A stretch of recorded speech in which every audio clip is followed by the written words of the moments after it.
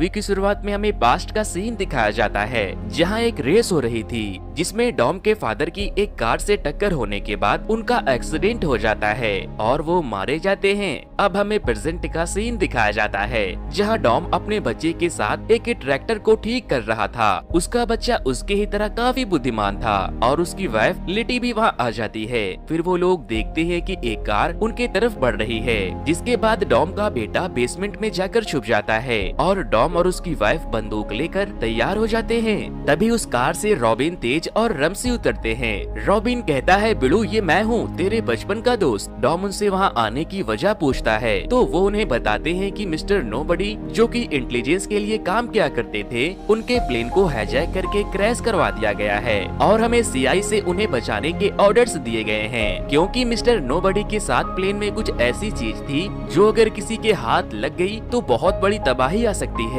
लेकिन डॉम उनके साथ जाने से मना कर देता है। रॉबिन कहता है कि तुम उसे कैसे छोड़ सकते हो, ये काम जरूर सैफर का है, वो तुम्हारे बेटे की मौत का जिम्मेदार है। लेकिन डॉम कहता है लोग बदलते हैं और मैं भी अब बदल गया हूँ, और डॉम उन्हें वहाँ से जाने को कहता है। रात होने के बाद लिटी डॉम से कहती है कि हम नहीं बदल सकते और वो उन लोगों के साथ देने के लिए उस मिशन पर निकल जाती है। जिसके बाद सुबह होते ही डॉम अपनी बहन मिया को वहाँ बुलाकर अपने बेटे को उसे सौंप देता है और कहता है इसका ख्याल रखना, और वो खुद अपनी मस्टैंग लेकर उस मिशन पर निकल जाता है। जब वो एयरपोर्ट पर पहुँचता है तो टीम के बाकी मेंबर उसे देखकर बहुत खुश होते हैं। ये लोग वहाँ से निकलकर एक प्राइवेट आइलैंड पर जाते हैं जहाँ से मिस्टर नोबडी की लास्ट मैसेज आई थी। जब वो लोग वहाँ पहुँचते हैं तो उन्हें मिस्टर नोबडी का क्रैश हुआ प्लेन दिखाई देता है और वहाँ से आ रहे सिग्नल से उन्हें एक डिवाइस मिलती है। डॉम और उसकी टीम उस डिवाइस को लेकर निकल ही रहे थे कि तभी उस आइलैंड की आर्मी उन लोगों के ऊपर गोलियां चलाना शुरू कर देते हैं। अब हम ये देखते हैं कि कोई उन लोगों के ऊपर नजर रख रहा था। उस आइलैंड की आर्मी उन लोगों के ऊपर लगातार हमला कर रही थी और अपनी गाड़ियों से उनका पीछा भी कर रहे थे, जिस वजह से लिटी का एक्सीडेंट हो जाता है और वो डिवाइस लिटी के बैग से नीचे गिर जाता है। अब यहाँ पर एंट्री होती है जेकॉब की, जो कि उन लोगों के ऊपर नजर रख रहा था। वो वहाँ आकर उस डिवाइस को लेकर भागने लगता है। टॉम उसके पीछे जाता है, लेकिन जेकॉब अपने कार को खाई में कुदा देता है। उसके कूदते ही एक सुपर ड्रोन आती है और उसे अपने साथ उड़ा ले जाती है।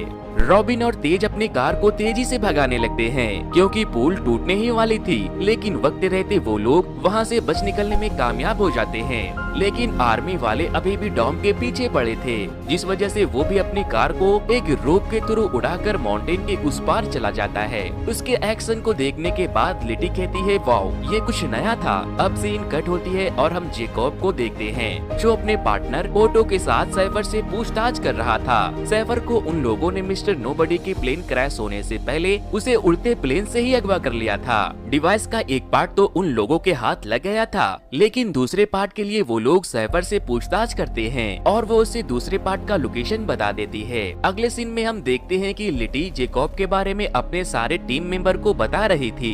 दरअसल जेकॉब डॉम और मिया का सगा भाई था और उसने ही अपने डैड के कार को खराब करके उनका एक्सीडेंट करवा दिया था।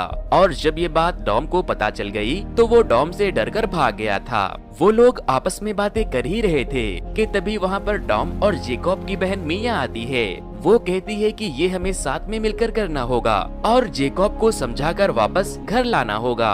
रमसी उन लोगों को बताती है कि इस डिवाइस का नाम एरिस है, जो कि एक बहुत ही खतरनाक कंप्यूटर है और मिस्टर नोबडी ने इसे बनाकर इसके 2 हिस्से कर दिए थे। अगर इन दोनों हिस्सों को असेंबल कर दिया जाए तो इसी दुनिया की हर डिवाइस जैसे कि सैटेलाइट से लेकर सारे मिसाइल को एक्टिवेट किया जा सकता है। और अगर जेकॉब के हाथ ये दोनों पार्ट लग गए तो वो पूरी तरह से दुनिया को तबाह कर देगा।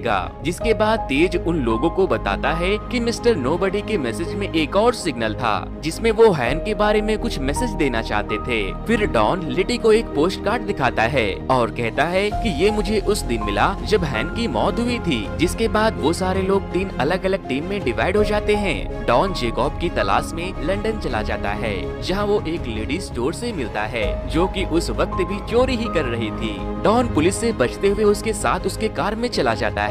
वो उससे जेकॉब के बारे में पूछ रहा था, लेकिन जेकॉब ने उसे पहले ही पैसे देकर डॉम को अपने पास लाने को कहा था। वो उसे लेकर एक पार्टी में जाती है जहाँ डॉम की कुछ पुराने हसीन दोस्त भी मौजूद थी। फिर ऑटो वहाँ आता है और कहता है, मैं ऑटो हूँ, तुम्हारे भाई का पार्टनर। ऑटो डॉम को जेकोब के पास लेकर जाता है। जेकोब उससे कहता है कि तुम जिस भाई की तलाश में यहाँ आए हो वो तो कब का मर गया, और वो अपने प्राइवेट पार्टी में क्राइम करने के जुर्म में उसे गिरफ्तार करवा लेता है। लेकिन जो लोग डॉम को गिरफ्तार करते हैं वो डॉम की पुरानी दोस्त थी और उनके ऊपर डॉम के बहुत सारे एहसान थे, इसीलिए वो लोग डॉम को छोड़ देती है। लेटी और मिया हैन के भेजी पोस्टकार्ड के एड्रेस पर पहुंचती है और जैसे ही वो उस घर के अंदर जाते हैं कुछ लोग उनके ऊपर हमला कर देते हैं, जो कि ऑटो और जेकोब के भेजे हुए लोग थे। लेकिन तभी एक लड़की आकर उन दोनों को बचाती है और तभी पीछे से भी कोई ऑटो के आदमियों को शूट करके मार देता है। और जब लिटी और मिया उसे देखती है तो वो हैन था, जो कि अभी भी जिंदा था। इधर दूसरी तरफ हम देखते हैं कि तेज और रोमन एक साइंटिस्ट और मैकेनिक से कुछ सुपर कार लेने के लिए जाते हैं, जो कि अपने एक सुपर कार का एक्सपेरिमेंट कर रहे थे। लेकिन वो कार ब्लास्ट हो जाता है और उसके एक्सपेरिमेंट को देखकर दोनों के दोनों दंग रह जाते हैं। वो लोग वहाँ से निकलने के बाद जेकोब को एरेस के दूसरे पार्ट को चोरी करने से रोकने का प्लान बनाते हैं। रमसी वहाँ के सीसीटीवी को हैक करके वहाँ के आसपास के चीजों पर नजर रख रही थी, लेकिन उसका डिवाइस फेल होने लगता है। तेज और रॉबिन देखते हैं कि वहाँ एक ट्रक में बहुत ही ज्यादा पावरफुल इलेक्ट्रोमैग्नेटिक एक्सेलरेटर लगा हुआ था, जिससे कि सारे सिग्नल्स फेल कर दिए गए थे।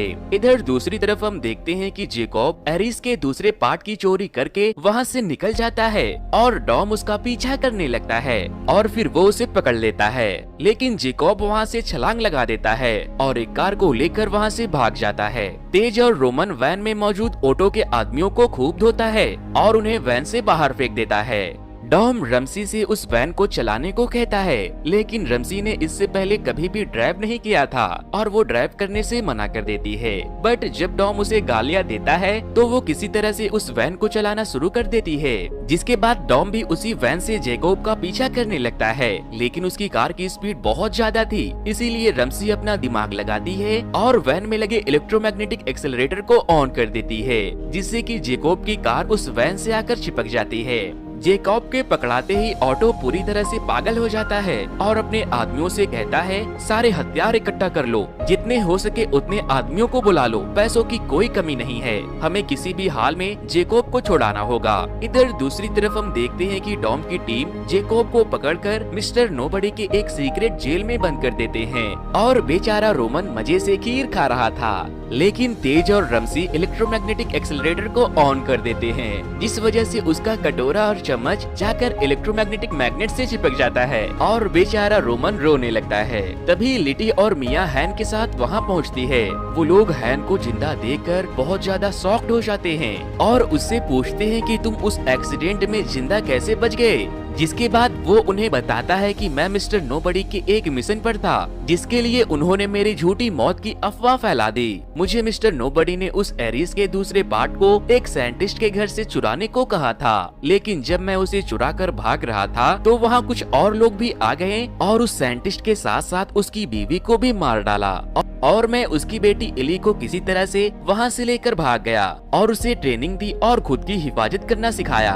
एली उसे बताती है कि उस डिवाइस को एक्टिवेट करने का सिर्फ मैं ही एक जरिया हूँ, क्योंकि मेरे पिता और मेरा डीएनए सेम है और मेरा डीएनए ही उस डिवाइस को एक्टिवेट करने का की है। वो लोग आपस में बातें कर ही रहे थे कि तभी ऑटो अपने पूरे फौज के साथ उन लोगों को घेर लेता है और जेकोब को छुड़ा लेता है। जेकोब जब वहाँ से जा रहा था तो मिया और डॉम उसे रोकने लगते हैं। वो कहता है कि अच्छा हुआ डैड मारे गए, वरना मैं पूरी जिंदगी तुम्हारे साये में जीता। जिसके बाद वो उन्हें बताता है कि मैंने डैड को नहीं मारा, डैड के ऊपर बहुत ज्यादा कर्ज था, इसीलिए उन्होंने मुझे उनके कार के इंजन के पाइप को खराब करने को कहा था और मुझे ये बिल्कुल भी नहीं पता था कि उसे उस कार का एक्सीडेंट हो जाएगा और उसमें आग लग जाएगी। इतना बोलने के बाद वो एली को भी अपने साथ लेकर चला जाता है और कहता है, इसके लिए थैंक्स, मैं इसकी तलाश कब से कर रहा था। उसके वहाँ से जाते ही तेज इलेक्ट्रोमैग्नेटिक एक्सेलरेटर को ऑन कर देता है और ऑटो के सारे सोल्जर्स के बंदूकों के साथ साथ उनके सूट में लगे गैस की पिन भी ओपन हो जाती है। लिटी, हैन, मिया और बाकी के लोग किसी तरह वहाँ से निकल जाते हैं, लेकिन उनके पीछे आ रहे बाकी के सोल्जर्स को रोकने के लिए डॉम दरवाजे को बंद कर देता है और वहीं खड़ा हो जाता है। वहाँ डॉम की उन लोगों से बहुत जबरदस्त लड़ाई होती है, जिस वजह से ब्रिज टूट जाती है और सारे लोग नीचे पानी में गिर जाते हैं। अगले सीन में हम देखते हैं कि डॉम के होश आते ही लिटी उसके पास बैठी थी। वो दोनों एक दूसरे को किस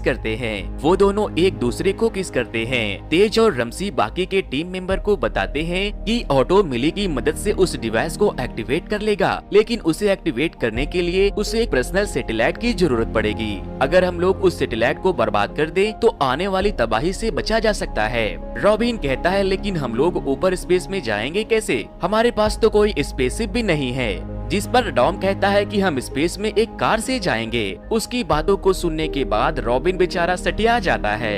इधर दूसरी तरफ हम देखते हैं कि ऑटो जेकॉब के साथ मिलकर उस सैटेलाइट को लॉन्च कर देता है और फिर मिली की मदद से उस डिवाइस को भी असेंबल करके लॉन्च कर देता है। अब हम देखते हैं कि रॉबिन और तेज उन दोनों के उसी कार में जो पहले ब्लास्ट हो गया था उसे एक रॉकेट पर लगाकर स्पेस में जा रहा होता है ताकि वो ऑटो के सैटेलाइट को ब्लास्ट कर सके। दोनों बहुत डरे हुए थे क्योंकि उस साइंटिस्ट और मैकेनिक के पहले भी कई एक्सपेरिमेंट फेल हो गए थे। इधर दूसरी तरफ बाकी के लोग नीचे मिली को छुड़ाने और सैटेलाइट को डीएक्टिवेट करने के लिए ऑटो और जेकॉब के वैन के पीछे पड़ जाते हैं। डॉम और हैन अपने सारे गाड़ियों के पीछे उस इलेक्ट्रोमैग्नेटिक एक्सेलरेटर को लगा देते हैं, जिससे कि उन्हें वहां बहुत मदद मिल रही थी।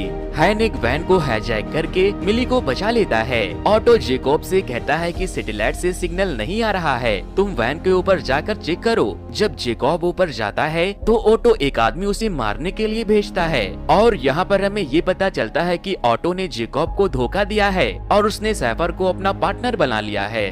जेकॉब की ऑटो के सोल्जर से लड़ाई हो रही थी और वो जेकॉब को चलते वैन से बाहर फेंक देता है, लेकिन मिया आकर उसे बचा लेती है। इधर दूसरी तरफ हम देखते हैं कि रॉबिन और तेज की कार तेजी से स्पेस की तरफ बढ़ रही थी, लेकिन उस सैटेलाइट तक पहुंचते पहुंचते उसके कार में लगा रॉकेट इंजन बंद हो जाता है और अब जेकॉब ऑटो से धोखा खाने के बाद डॉम का साथ देने लगता है और वो दोनों भाई डॉम के वैन से अपनी कार चिपकाकर उसे रोक देते हैं और उसका एक्सीडेंट करवा देते हैं और डॉम और रमसी उस वैन के अंदर चले जाते हैं। ऊपर आसमान में रॉबिन की कार सैटेलाइट तक पहुंचने से पहले रुक जाती है, जिसके बाद तेज कहता है कि अब एक ही उपाय बचा है, इसे ठोक कर तोड़ देने का। लेकिन अगर हमने ऐसा किया तो पेट्रोल खत्म हो जाएगा और हम वापस नहीं जा पाएंगे। जिसके बाद रॉबिन कहता है अब हमें जब मरना ही है तो इस काम को अंजाम देकर ही मरेंगे। वो दोनों अपने कार को ले जाकर सैटेलाइट से ठोक देते हैं और वो सैटेलाइट डिस्ट्रॉय होने की वजह से सारा सिस्टम फेल हो जाता है।